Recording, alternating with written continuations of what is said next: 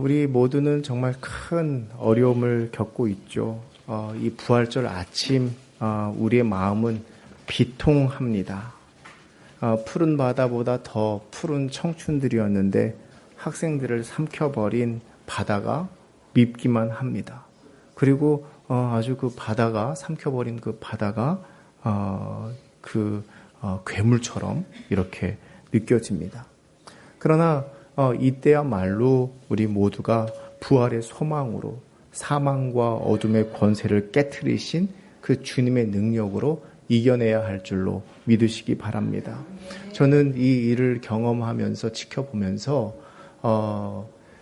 주전 6세기에 바벨론이 이스라엘을 예루살렘을 침공해서 성전이 무너지고 불타면서 많은 사람들이 힘들어한 그 모습이 연상됐습니다. 그 적군들이 쳐들어와서 누구도 도울 수 없었거든요. 주님께서 하나님을 배반한 너희들을 그때 내가 불러도 응답하지 않겠고 도움을 청해도 돕지 아니하리라 이렇게 말씀하셨는데 바벨론의 군대가 예루살렘을 짓밟았을 때 많은 여인들, 여자들, 어린이들 그리고 남자들 할 것 없이 창과 칼에 또 불에 이렇게 큰 상처를 겪어야 했습니다. 그런데 그것보다 더 힘들게 했던 것은 남은 자들입니다. 굴비구름이 엮이듯이 바벨론의 포로로 끌려가서 그 남은 자들이 우리만 살아남았다고 하는 죄책감뿐만 아니라 또 가족을 잃고 사랑하는 이들을 잃었던 그 슬픔을 이루 말할 수 없었죠. 그런데 여러분, 남은 자들이 그 고통이 굉장히 심했지만 그 가운데에서도 하나님을 바라보면서 그 고난을 이기고 고통을 이겨서 우리가 남은 자들의 슬픔이 있지만 남은 자들의 사명이 있는 것입니다. 그 사명을 가지고 우리가 하나님의 뜻을 더 잘 받들어서 그 죽은 자들의 몫까지 우리가 감당하겠노라라고 하는 것으로 그렇게 신앙으로 바뀌었습니다. 여러분, 누가 남은 자입니까? 유족들만이 남은 자가 아니라 또 거기서 살아남은 이들만이 남은 자가 아니라 우리 모두가 남은 자입니다. 사실 가만히 생각해 보면 이것은 1차적인 책임자들이 있겠지만 2차적으로 3차적으로 보면 우리 모두의 잘못이고 우리 모두의 죄 때문에 일어난 일이라고 하는 것을 우리가 알아야 합니다. 그러나 이 시간 하나님의 자비와 긍휼하심이 은총이 우리 모두와 함께 있기를 축원합니다. 우리가 다 그 뜻을 헤아릴 수 없지만 부활하신 예수님께서 우리와 함께 하시기를 빕니다. 이에 대한 설교는 이미 성금요일 촛불 예배 때 많이 했기 때문에 이에 대해서 많이 언급하지는 않을 예정입니다. 그러나 부활하신 예수님께서 어디로 먼저 달려가시겠다고 말씀하셨습니까? 갈릴리로 먼저 달려가시겠다고 했습니다. 아마도 주님은 지금도 갈릴리로 먼저 달려가신 주님은 그 사고의 현장으로 달려가시고 고통받는 이들, 상처받는 이들의 그 심령 가운데 먼저 달려가시고 위로하고 계신 줄로 믿으시기 바랍니다. 예루살렘도 비통함에 잠겨 있었습니다. 예수님이 죽다니 말이죠. 막상 예수를 죽이라고 십자가에 못 박으라고 소리쳤던 이들이나 혹 그냥 넉넉히 그것을 바라봤던 이들도 예수님이 죽고 나니까 그 비통함이 마음에 몰려왔고 죄책감이 몰려왔습니다. 그리고 그 죄책감의 구름이 골고다 언덕과 예루살렘을 온통 뒤덮기 시작했습니다. 예수의 가족들 또 지인들 제자들의 비통함은 이루 말할 수 없었죠. 그 죽음을 아무도 막지 못했습니다. 눈앞에서 생명의 등불이 꺼져가는 것을 지켜봐야 했습니다.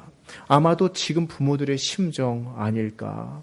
아무도 도와줄 수 있는 사람이 없고 그리고 제자들은 제일 먼저 도망치고 말았죠. 그리고 그 뒤에는 죄라고 하는 유속의 힘과 또 군중들의 파도에 열쇠를 쥐고 있던 빌라도마저도 예수를 풀어주지 못했습니다. 그리고 무지라고 하는 부유물들이 사람들의 시야를 가리고 있었습니다. 모든 것이 끝이 났습니다. 그리고 안식 후 첫날 이제 시신 수습과 뒤처리만 남아 있었습니다. 여러분, 그날에 무슨 일이 있었는지 한번 살펴보겠습니다. 막달라 마리아를 비롯해서 여인들이 무덤을 찾아갑니다. 그러나 무덤은 비어 있었습니다. 뜻밖의 일이 벌어집니다. 거기서 천사를 만났습니다. 어찌하여 산 자를 죽은 자 가운데서 찾느냐? 예수는 살아나셨다. 갈릴리로 먼저 달려가고 계시다고 하는 소식을 들려줍니다. 아까 오전에 예배할 때, 어린이들 예배할 때 그 무덤에서 누가 나타났나요? 라고 물었더니 재현이가 그릇이요 그러길래 그릇이 왜 거기 나타나니? 그랬더니 그릇이요가 아니라 그리스도요. 이거를 들었긴 들었는데 정확하게 몰라서 그릇이요 해가지고 한바탕 웃은 일이 있습니다만, 여러분, 그러나 우리는 웃지만 이 마리아는 영문을 몰랐습니다. 그런 채 거기서 또다시 시신이 없어졌다는 이야기를 듣고 울음이 터졌습니다. 누구일까요? 어찌하여 우느냐? 여자여 어찌하여 울며 누구를 찾느냐? 다가오는 사람이 있었습니다. 동산 지키는 사람인가? 그럴지도 모른다고 생각을 했습니다. 마리아는 혹시 예수님의 시신을 봤는지 어디다 뒀는지 알고 있다면 그것을 말해달라고 애원했습니다. 마리아야, 그때 그의 귀가 밝아졌습니다. 그 부르는 이는, 다가온 이는 주님이셨습니다. 그리고 그것은 신비였습니다. 예루살렘에서 이를 겪고 엠마오로 가는 두 제자에게도 이 신비한 경험이 나타났습니다. 주님과 함께 길을 걷는데 주님임을 몰랐습니다. 그러나 너무나 친숙하게 느껴졌습니다. 그들이 예수님을 집으로 영접하고 난 뒤에 집밥을 정성스럽게 대접할 때 그 식탁을 축사하시는 그 주님의 기도에 눈이 띄었습니다. 그제서야 그가 성경을 풀어주실 때 가슴이 뜨거워졌고 위로가 되었던 묘한 이유를 알게 되었습니다. 제자들은 어느 집에 숨어서 문을 꼭 걸어 잠그고 있었습니다. 발각되지 않도록 숨죽여 있었습니다. 불안했고 또 두려웠습니다. 그 가운데 못자국과 창자국을 지니신 분이 나타나셨습니다. 너희에게 평강이 있을지어다. 그러면서 숨을 불어 넣어주셨습니다. 그리고 성령이 임재했습니다. 그러자 이유 모를 희망과 소망이 샘솟고 묘한 기쁨과 확신이 충만해졌습니다. 도마는 그 자리에 없었습니다. 그래서 직접 그 못의 손자국과 창자국을 만져보지 않고서는 믿을 수 없다고 말했습니다. 주님은 다시 찾아오십니다. 의심하는 자에게 찾아오셔서 그 상흔을 보여주시면서 본고로 믿느냐, 보지 않고 믿는 자에게 자가 복이 있도다, 이렇게 확신시켜 주십니다. 주님은, 그분은 상처에 머물러 있지 않는 분이었습니다. 그 못자국, 창자국, 고통의 흔적과 아픔을 가졌으면서도 평강을 말씀하시자 위로와 용기와 담대함이 생겼습니다. 그리고 그분이 부활하신 주님임을 깨달았습니다. 여러분, 우리는 여러 가지 상흔을 가지고 살아가면서 동시에 무엇을 잃어버리고 삽니까? 평강을 잃어버리고 삽니다. 여러분, 이번에 고통당한 사람들이 당분간 평강할 수 있겠습니까? 그 삶이 온전할 수 있겠습니까? 그럼에도 불구하고 예수님은 상흔을 가지셨지만 평강을 말하는 모습을 통해서 부활하신 예수 그리스도의 능력을 발견한 것입니다. 여러분, 우리 유족들이라든지 고통당한 이들에게도 그 상처의 흔적을 이겨내고 평강을 말씀하시는 그 주님의 은혜로 그 삶이 빨리 회복되기를 또한 축원합니다. 예수님의 무덤 그 동굴에서 천사는 어찌하여 산 자를 죽은 자 가운데서 찾느냐라고 물었습니다. 그리고 갈릴리로 먼저 달려가실 것이라고 말했습니다. 그런데 신기한 것은 예수님을 무덤에서는 찾을 수 없었지만 삶의 자리, 산자들이 함께 살아가는 그 삶의 자리, 거기에서 부활하신 주님을 만날 수 있었다는 것입니다. 그리고 거기에 주님이 바로 계셨다라고 하는 것입니다. 갈릴리에서 또다시 제자들이 빈 그물을 걷어올리고 있을 때였습니다. 오른편에 그물을 던지라. 주님이셨고 주님이 그 삶 속에 함께하고 계셨습니다. 제자들에게 지혜와 계시의 영을 허락해 주셨습니다. 그리고 방금 잡은 물고기를 가져오라 말씀하시고 제자들이 그 뱃일을 다 정리하고 마칠 무렵에 얘들아 와서 아침 식사하자, 조반 들자 이렇게 말씀하셨죠. 주님은 예비하심과 섬김의 모습으로 또한 그들과 함께 하셨습니다. 여러분, 갈릴리란 무엇이며 어디일까요? 갈릴리는 삶의 현장입니다. 예수의 장입니다. 부활을 통해서 예수님을 배반한 죄책감, 또 버려두고 도망간 미안함, 두려움, 슬픔, 비통함 그런 것이 있었지만 부활을 통해서 주님은 소망과 위로와 평강과 더 나은 미래의 사명을 허락하시는 것이죠. 여러분, 저는 확신합니다. 지금 주님은 그 고난의 현장에 진도의 그 평목항이라고 하는 곳에 또 안산의 단원고등학교에 여러 이들이 분산돼서 입원해 있는 그 병원 가운데 또한 애통해하는 이들이 모인 체육관과 그 현장에 구조의 손길을 펼치고 있는 그 현장에 주님은 우리보다 먼저 달려가고 계시다는 사실입니다. 여러분, 예수님의 부활을 통해 비통함에 빠진 제자들, 사랑하는 이들, 예루살렘이 위로를 얻고 소망을 얻었습니다. 마찬가지로 우리 역시도 예수 그리스도를 통해서 또 그 현장에 먼저 달려가신 예수 그리스도를 통해서 위로와 소망을 얻기를 여러분 기원합니다. 부활 체험에 관해서 이상한 점에 대해서 물음을 가져 보기를 원합니다. 왜 부활하신 예수님을 처음부터 몰라봤을까입니다. 제자들이 예수님의 얼굴을 몰랐을까요? 너무나도 잘 알고 있는데 그 부활하신 예수님이 찾아왔을 때 왜 몰랐을까? 전혀 부활해 오시리라 생각하지 못했기 때문일까요? 그러나 여러분, 사람이 사람을 알아보는 데는 채 1초가 안 걸립니다. 아무리 다른 모습이라고 해도 1분을 넘어가질 않습니다. 주님과 함께 걸었고 같이 말씀을 나누고 이야기를 나눴는데도 그런데도 주님인지를 알지 못한다라고 하는 것이죠. 부활하신 주님은 신비의 몸을 입고 우리에게 다가오시기 때문에 그렇습니다. 여러분, 주님은 그냥 영으로만 살아나신 것이 아니라 구체적인 몸을 입고 뼈와 살을 가지신 그 몸을 입고 부활하셨다는 사실을 여러분 믿으시기 바랍니다. 그런데 그 몸은 신비의 몸이라고 하는 것입니다. 아마도 제자들이 몰라봤던 이유는 그래서일 겁니다. 바울은 생전에 한 번도 예수님을 만나보지 못했습니다. 주님의 얼굴도 모릅니다. 그러나 오늘 말씀을 통해서 알 수 있는 것은 무엇입니까? 바울이 부활하신 주님을 분명히 만났다고 하는 것이죠.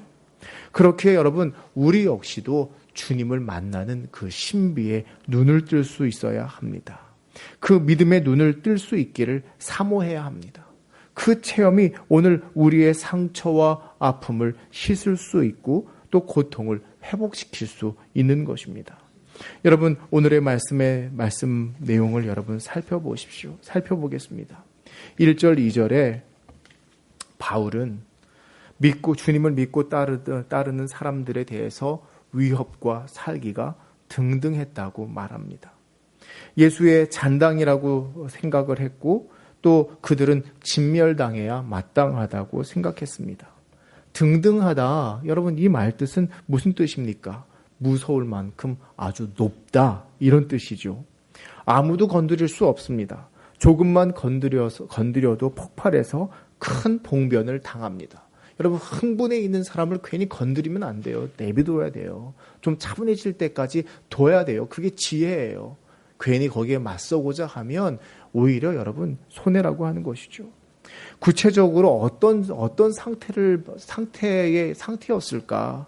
등등하다, 위협과 살기가 등등하다 말하고 있는데 구체적으로 어느 정도의 상태였을까? 여러분, 지금 그는 심히 오버하고 있는 모습이 여러분 보이십니까? 여러분, 그가 지금 어디로 가고 있죠? 어디로 가겠다고 말하고 있죠? 다메섹으로 가겠다고 말합니다. 여러분, 다메섹은 이스라엘이 아닙니다. 그런데 거기까지 가서 붙잡아 오겠다고 체포영장을 청구하고 있습니다. 여러분, 오버 아닐까요? 여러분, 다른 나라에 있는 피의자까지도 내 생각과 다른, 나의 종교와 다른 이 사람을 다른 나라까지 가서 그를 체포해서 끌고 오겠다, 잡아오겠다. 여러분, 오버 아닙니까? 바울은 스데반이 순교하는 자리에 있었습니다. 그는 그 죽임이 마땅하다고 여겼습니다. 자신의 의가 너무나 강했죠. 그래서 그 의에 어긋나면 죽어도 싸다고 생각하는 사람이었습니다. 예루살렘에 큰 박해가 일어났고 사도들을 제외한 제자들, 많은 믿는 이들이 다 흩어졌고 또 많은 이들이 붙잡혀서 고문과 고초를 당했습니다.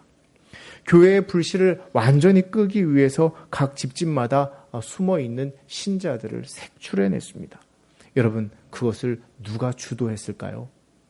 바울입니다. 그는 강해 보이고 완벽해 보입니다. 로마 시민권을 가지고 있었고 당대 최고의 율법 교사였던 가말리엘의 제자였습니다. 겉으로 보기에는 흠 하나 없는 사람처럼 보입니다. 이것은 피해를 당하고 박해를 당하는 이들에게는 얼마나 치명적인 절망인지 아십니까? 여러분, 뭔가 약점이라도 있어야, 뭔가 빈 구석이라도 있어 보여야 말도 걸어보고 타협도 하고 뭔가 부탁이라도 하고 자비를 구해보고 뭔가 해볼 텐데 하나도 바늘조차 들어갈 구멍이 없게 이렇게 여겨진다라고 하는 것이죠. 여러분, 나도 부족한 사람이라고 생각을 하고 나도 그 상황이 되면 그럴 수 있다고 생각하기에 너그럽기도 하고 자비심을 구하기도 하고 이렇게 하는 것이죠. 그런데 남의 일이 아니라 자기 일같이 여기는 사람이 동정심도 갖고 공감도 하는 것입니다. 그러나 나는 저렇지 않다, 나는 절대 그렇지 않다라고 생각하는 사람은 어떻습니까? 말이 통하지 않습니다. 귓구멍이 막힌 것처럼 여겨집니다. 여러분, 그 착각이 심한 사람이 어떤가 하면 자기가 하면 로맨스지만 남이 하면 불륜이라고 말하는 사람의 특징이 이래요. 자기는 옳은데 남은 그러다는 거예요. 여러분, 말이 통하지 않은 사람입니다. 무슨 말입니까? 자기 모순을 가지고 있으면서도 결코 그것을 깨닫지 못하고 살아갑니다. 그게 바리새인의 모습입니다. 율법적인 훈계와 바른 말만 할 줄 아는 사람은 그렇게 사람이 고쳐진다고 생각합니다. 바뀐다고 생각합니다. 그런데 사실은 여러분, 그 바른 소리와 자기 의로 말미암아 더 부패되고 악화된다고 하는 것을 여러분 알아야 합니다. 한마디로 어리석은 사람이죠. 자녀를 키울 때도 그런 것 같아요. 자녀에게 옳은 소리 하면 이게 고쳐질 것 같은데 오히려 옳은 소리 하면 더 마음이 더 고집스러워지고 마음이 더 강팍해지는 것 같습니다.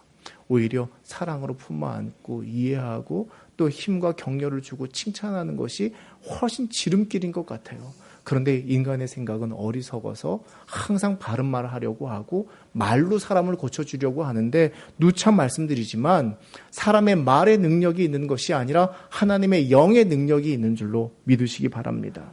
바울은 로마 교회에 편지로 말합니다. 율법이 없는 자는 율법이 없어 망하며 율법이 있는 자는 율법으로 말미암아 심판을 당한다고 말입니다. 율법을 자랑하는 내가 율법을 범함으로 하나님을 욕되게 하느냐? 이것은 사실 다른 사람에게 하는 말이 아니라 복음을 모르고 있었을 때 바울의 모습입니다. 자기의 모습을 말하는 것입니다. 그런데 그 모습이 로마의, 고린도의, 갈라디아의 각처에 너무나도 많았다라는 것이죠. 다메섹으로 가는 길에 갑작스럽게 흰 빛이, 환한 빛이 그를 사로잡았습니다. 그 경험이 무엇이었을까? 가는 길에 환한 빛이 그를 사로잡았다고 하는데 그 경험이 무엇이었을까? 왜 그런 일을 당했을까? 여러분, 좀 인간적으로 생각해 보려고 합니다. 신앙이 없는 사람의 입장에서 한번 생각해 보려고 합니다. 건강상의 문제가 일어났던 것 같습니다. 그는 다소 사람이었는데요. 이 다소 사람이었기에 그는 만성 말라리아 병을 가지고 있었습니다. 위협과 살기가 등등해서 혈압이 높이 상승하곤 했습니다. 그러면 앞이 보이지 않습니다. 여러분, 혈기를 부리고 난 뒤에 느낌 아십니까? 혈기를 부리고 난 뒤에는요, 머리가 멍해지고 기진맥진해지고 앞이 보이질 않아요. 거기다가 말라리아라고 하는 병을 가지고 있고 갑자기 열이 오르고 내리고 하면서 이 만성 말라리아 병은요, 그냥 급성은 고치면 그만이지만 만성은 고쳐지는 게 아닙니다. 평생 그 말라리아 병을 가지고 있고 때로는 그것이 간질병처럼 발작 증세를 일으키기도 하는 사람이었습니다. 그래서 세상이 하얘지는 경험을 했던 것일까요? 8절 말씀에 보면 그가 정신을 차렸을 때 아무것도 볼 수 없었습니다. 눈은 떴지만 보이지 않았습니다. 여러분, 그래서 우리가 혈기를 부리는 것 주의해야 합니다. 혈기가 머리까지 올라갔다 내려오고 가라앉을 때에는 머리까지도 약해지게 돼 있죠. 여러분, 그렇다면 건강상의 문제 때문에 판단력이 흐려져서 그가 착각 속에 빠졌다고 말하고 싶은 것일까요? 물론 아닙니다. 주님은 우리를 위해 우리를 약하게 하실 때가 있다는 말씀을 드리고 싶은 것입니다. 우리를 붙잡으시는 경험은 어쩌면 우리가 약해지는 경험일지도 모른다는 사실이죠. 여러분, 자녀가 아빠 엄마의 말을 듣지 않고 업되어 있을 때 그 자녀가 아빠 말을 듣게 하기 위해서 때로는 약간은 강제적으로 그 업된 것을 다운시킬 때가, 가라앉게 할 때가 있습니다. 주님을 만나기 전에 바울은 인간적으로 누군가와 쉽게 공감할 수 없는 사람이었습니다. 같은 편이 되지 않고서는 말입니다. 여러분, 누군가와 공감을 한다고 하는 건 얼마나 중요한데요. 그런데 같은 편이 되지 않고서는 결코 그 사람하고 말을 섞을 수 없는 사람이 있는 거거든요. 바울이 그런 사람이었습니다. 그런데 굳이 바울과 그렇게 하고 싶지 않은 사람이기도 했고 차라리 피하고 싶은 사람이었습니다. 힘과 권력과 또 완벽함을 갖지 않으면 정말 숨막히는 사람이었을 겁니다. 그런데 주님은 그에게 나타나셨습니다. 강한 사람, 그렇게 보이지 않는 사람, 하지만 주님은 그의 약함을 보셨다라고 하는 것이죠. 약점을 잡았다는 말과는 다른 말입니다. 주님은 그의 약함을 아시고 그의 약한 대로 찾아오셨습니다. 바울은 남들은 어떻게 볼지 몰라도 적어도 스스로 자기만큼은 이것을 알고 있었습니다. 그리고 주님께서 그 약함을 여러 차례의 기도에도 불구하고도 사라지지 않게 하시는 이유를 그는 깨닫고 있었습니다. 내가 약할 때 강함이 있니라. 주님께서 자기의 약함을 아시고 그 약함을 드러나게 하시는 이유를 알고 있었고 그렇게 하지 않고서는 결코 주님을 영접할 수 없을 것이라고 하는 것도 그는 스스로 알고 있었습니다. 왜 하나님이 그의 약함을 고쳐주시지 않으시는지, 왜 약함을 해결해 주지 않으시는지 그가 스스로 알고 있었다는 거예요. 주님은 그 약함을 통해서 주님을 만나게 하신다는 것을 그는 알고 있었습니다. 여러분, 우리는 여기서 알아야 할 것이 있습니다. 바울이 다메섹으로 가는 길에 그에게 갑작스럽게 일어난 건강상의 문제, 그것을 통해서 주님이 그를 터치하고 계시다는 사실입니다. 주님은 그를 붙잡으시기 위해 그의 약함을, 그의 문제를 드러내셨습니다. 그리고 그 약함을 주님이 만지고 계시다라고 하는 사실이에요. 여러분, 또한 우리 삶 속에서도 마찬가지인 줄로 믿으시기 바랍니다. 사람마다 주님을 만나는 경험이 다 다른 이유는 그래서 그렇습니다. 나의 가장 약한 부분, 그것을 내가 감추려고 오히려 방어막을 가지고 경계를 하고 스스로를 방어하려고 할지 모릅니다. 방패를 자꾸 두려고 할지 모릅니다. 그것 때문에 불화하고 싸우고 다투고 오히려 그 약한 부분이 사람들에게는 가장 강하게 옹고집처럼 보일 수 있다라고 하는 거예요. 그런데 하나님은 그것을 아시고 그의 약함을 아시고 그에게 찾아가셨죠. 여러분, 어떤 사람이 정말 드세 보이고 강해 보이는데 사실은 속은 그렇지 않은 사람이 있습니다. 자기를 방어하고 있는 거예요. 그래서 강해 보이지만 그 속은 얼마나 여린지, 그것을 알아주기를 바라고 거기를 만져주기를 바라고 그것을 이해해 주기를 바라는데 그 용기가 없어서 자신을 드러내 보이지 못하는 사람들이 있는 거거든요. 그런데 주님은 그것을 아셨습니다.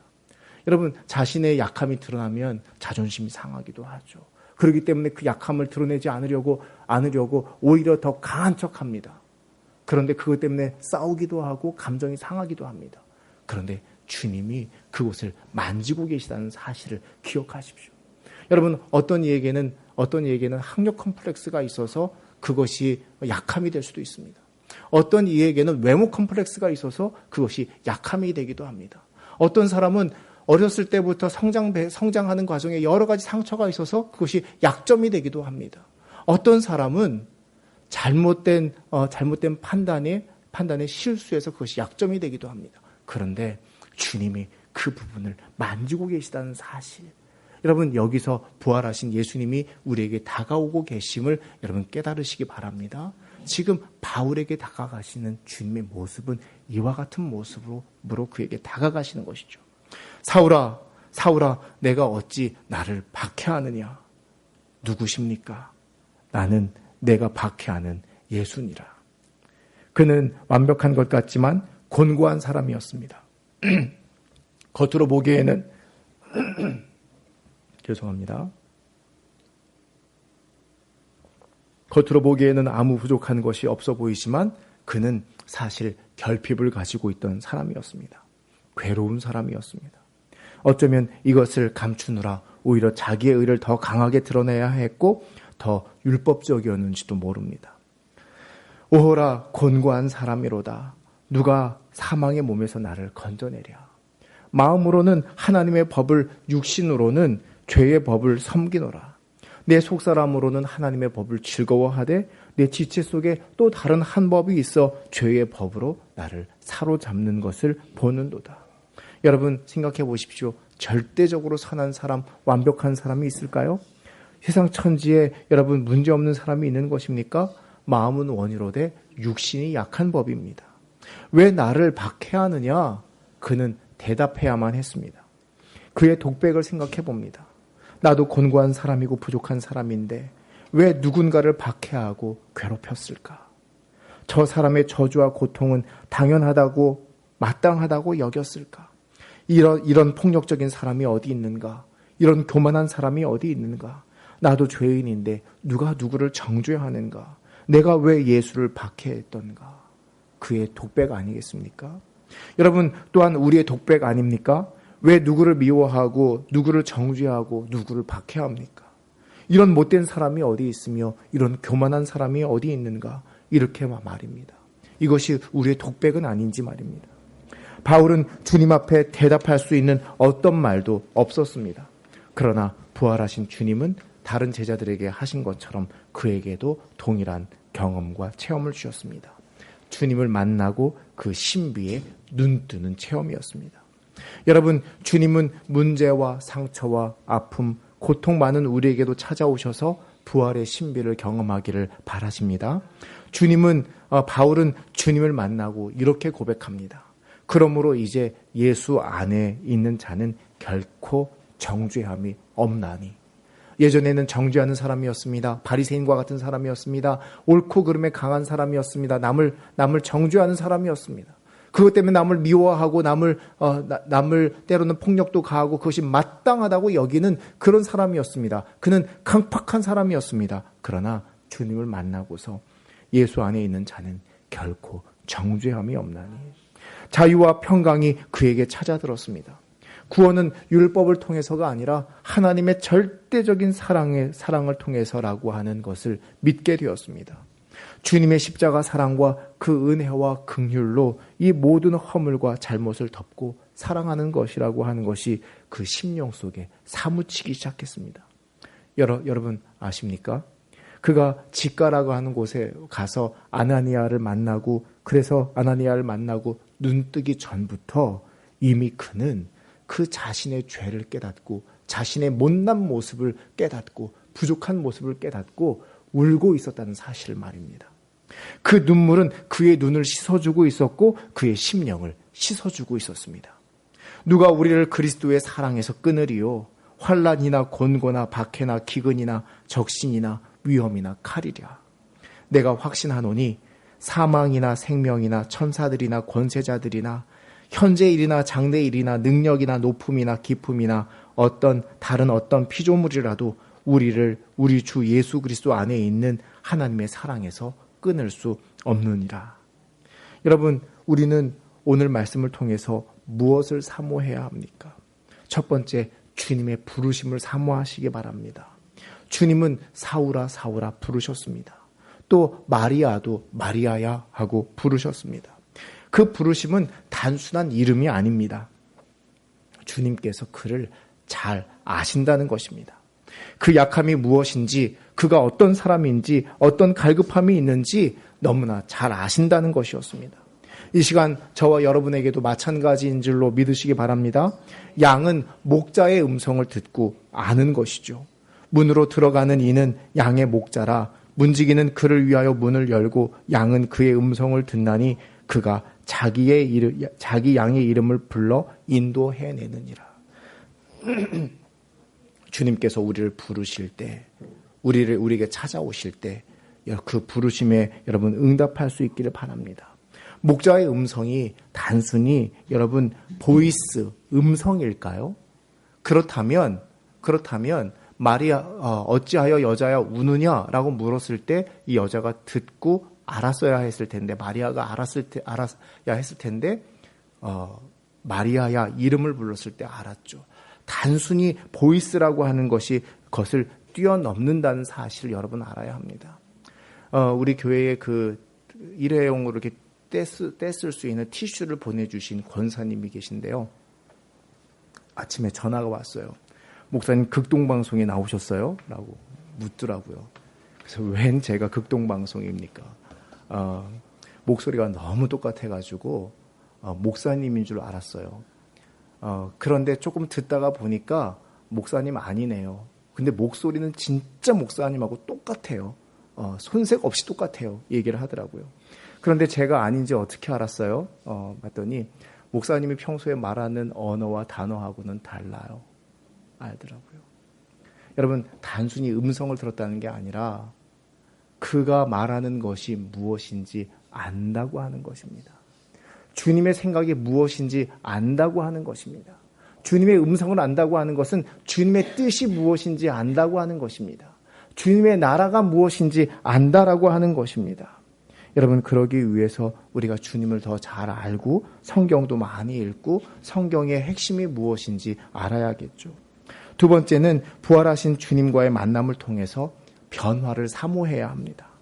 바울은 예수님을 만나 율법적인 삶이 복음적인 삶으로, 남을 정죄하던 삶이 용서하는 삶으로, 사랑하는 삶으로 바뀌었습니다.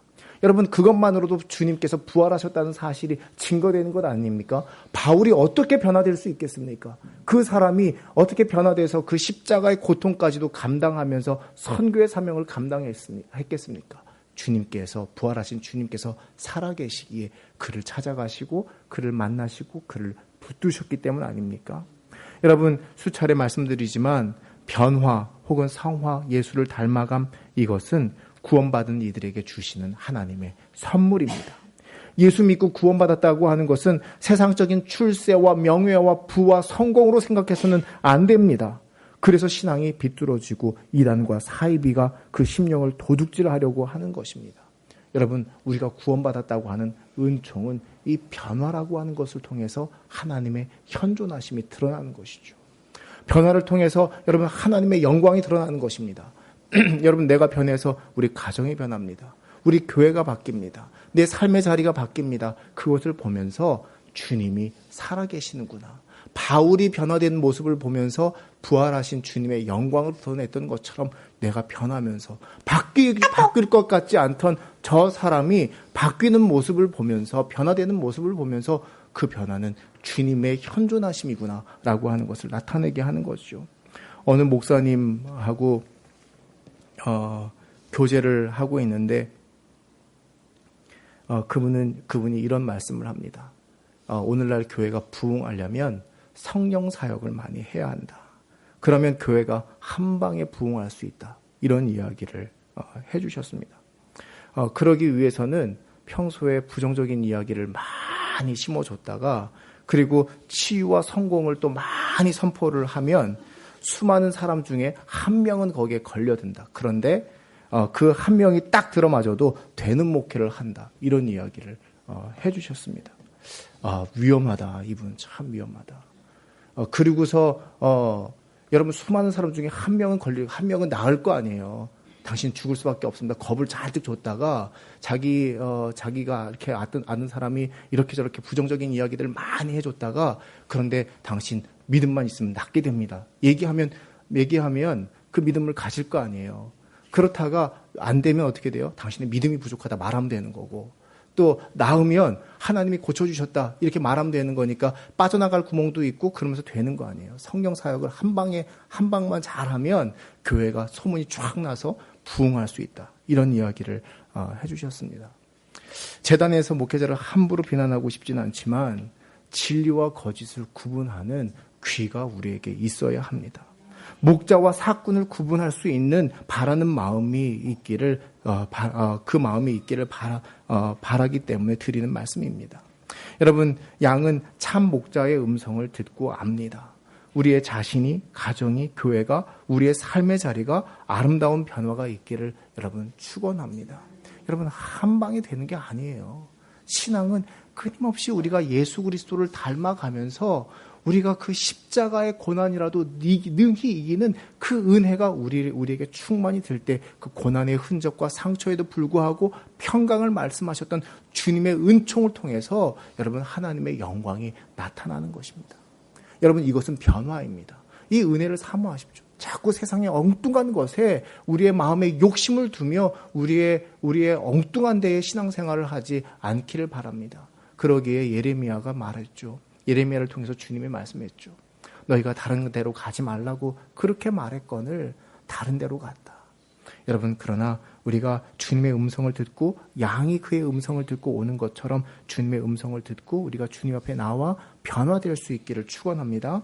세 번째는 주님의 응답입니다. 여러분 나의 기도에 응답하시고 도우시는 손길을 경험한다면 하나님이 살아계시지 않다 혹 죽으셨다 말할 사람이 없습니다. 여러분 주님께서 내 기도에 응답하시는데요. 여러분 얼마나 신앙 기뻐요. 얼마나 그 신앙생활이 재미있어요. 하나님이 응답하시니까요. 그러기 위해서는 무엇이 필요합니까? 첫 번째는 굳건한 믿음이 필요합니다. 두 번째는 주님 뜻 안에서 순종할 수 있어야 합니다. 세 번째는 겸손해야 합니다. 교만 때문에 하나님보다 앞서가게 되고 주님을 넘어서려고 하는 것입니다.